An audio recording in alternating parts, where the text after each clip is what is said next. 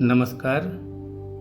आज आप सबके साथ बचपन की एक बड़ी ही भावुक घटना आपके साथ साझा करना चाहूँगा। बिहार के एक छोटे किंतु ऐतिहासिक दृष्टिकोण से अत्यंत ही महत्वपूर्ण शहर मुंगेर, जिसे शायद मैं कभी भुला ना पाऊँगा।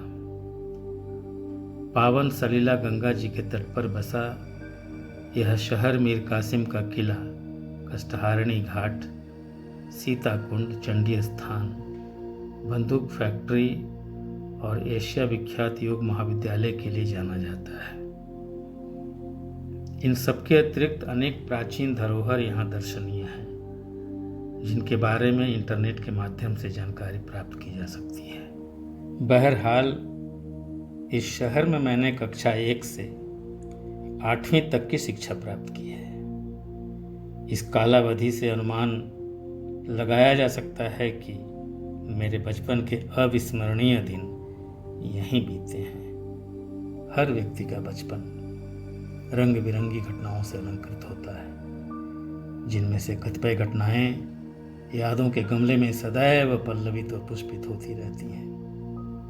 बचपन के मुंगेर में घटित कई घटनाओं में से अत्यंत ही नगण्य एवं किसी प्रकार की नाटकीयता से परे एक घटना की याद आज भी आंखों को नम कर देती है।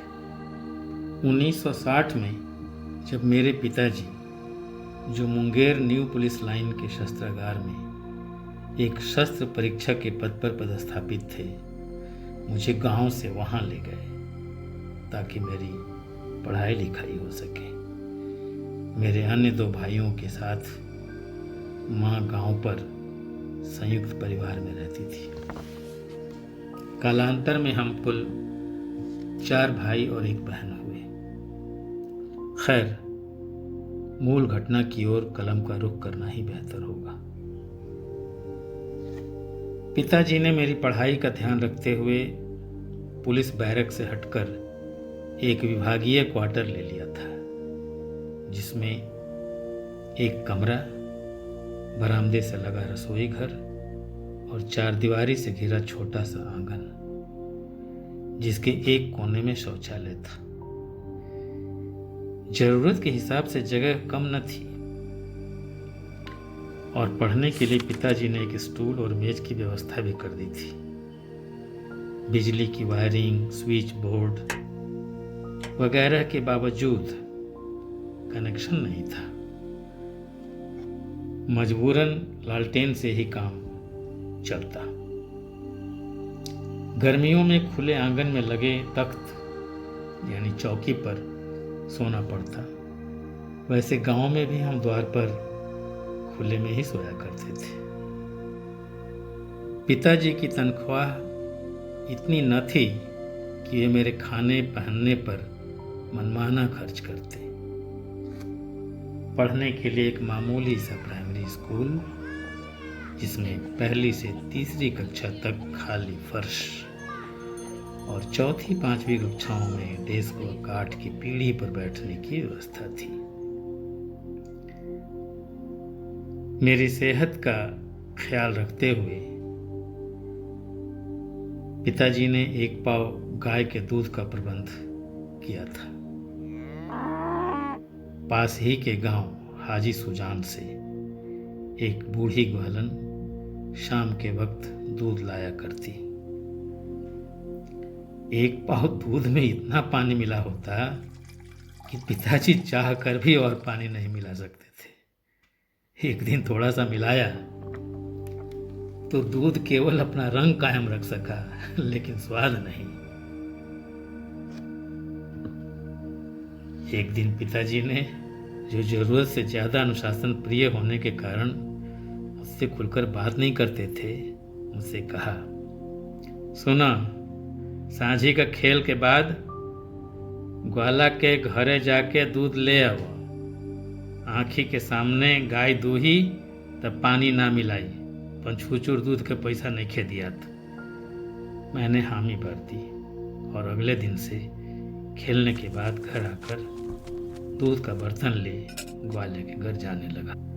ग्वाले का घर पुलिस लाइन से लगे RDNDJ कॉलेज के विपरीत एक बहुत बड़े ईदगाह के पास था, जिसमें नाना प्रकार के घने विशाल वृक्ष थे। उस इलाके में सड़क पर रोशनी न थी। अंधेरे में ईदगाह के पास से गुजरते वक्त राम भक्त हनुमान जी की याद तो यूं ही आ जाती। एक दिन रोज की तरह मैं दूध के लिए ग्वाले के घर पहुंचा। यहाँ आपसे यह भी साझा करता चलूं कि उसका घर सही मायने में एक फार्म हाउस ही था, जिसमें पशुपालन के साथ सब्जियां भी उगाई जाती थी।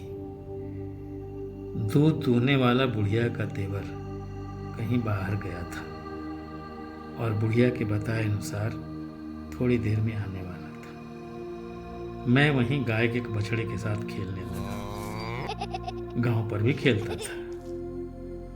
अंधेरा बढ़ने लगा, लेकिन देवर नहीं आया। मैं खेलने में मस्त। अंधेरा गहराया। गौशाले में एक दिया जलने लगा। आखिर वह आया। उसने दूध दूहा। मैं दूध लेकर चलने को तैयार होगा। बुढ़िया ने पूछा, बाबू घरे पहुंचा दिया हो कि चल जाए हो? मैंने कहा, नहीं नहीं, मैं चला जाऊंगा। वहां से पुलिस लाइन में हमारा क्वार्टर लगभग 1 किलोमीटर दूर था। मैं दूध लिए चल पड़ा। ईदगाह के घने वृक्षों की डालियों से सड़क पूरी तरह ढक गई थी। फलस्वरूप उसकी चारदीवारी से लगी लगभग 100 मीटर लंबाई तक की सड़क पर अंधेरा कुछ ज़्यादा ही गहरा गया था। अचानक ऐसा लगा निर्जन सड़क के दूसरे किनारे से कोई साइकिल सवार विपरीत दिशा में गुजर गया। पता नहीं कौन रहा होगा। मेरी समग्र ज्ञानेंद्रियां एकजुटता का परिचय देती हुई जय हनुमान का जाप करने में संलग्न थी। गांव में एक विशाल पीपल के पेड़ के नीचे से रात में गुजरते समय मैं और मेरे यार दोस्त ऐसा ही करते। मैं सड़क के हालात से भली भांति अवगत था। दिन में अक्सर अपने साथियों के साथ ईदगाह के बागीचे में खेलने जाया करता।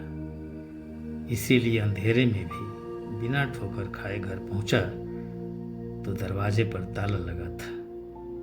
मैं घबराता या चिंतित होता, उसके पहले पिताजी ने साइकिल की घंटी बजाई। शायद वह साइकिल सवार पिताजी ही थे। ग्वाले के घर जाकर इतनी देर होने का कारण जान लिए होंगे।